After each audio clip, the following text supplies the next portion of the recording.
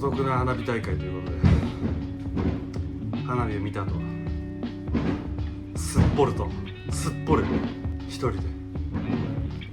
飲んでいきたいなと思ってます。乾杯。まあ花火の音を聞いてね、まあ飯でも食おうかというところです。まあ夏はもう終わっちゃったけど、まあ花火ってうるせえな花火といえば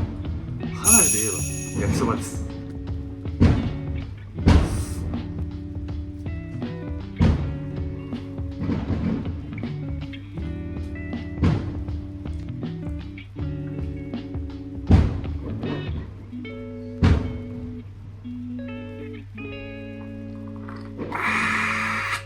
うまい。まあ花火もね、まあ、年に1回、まあ、近くでねやるんで、まあ、見に行きますけど、まあ綺麗だよな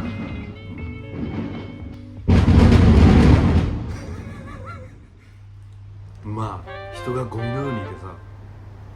こんなちょっと雨降ってて、なんか群像の中に紛れるとさ、あ、一人じゃないんだって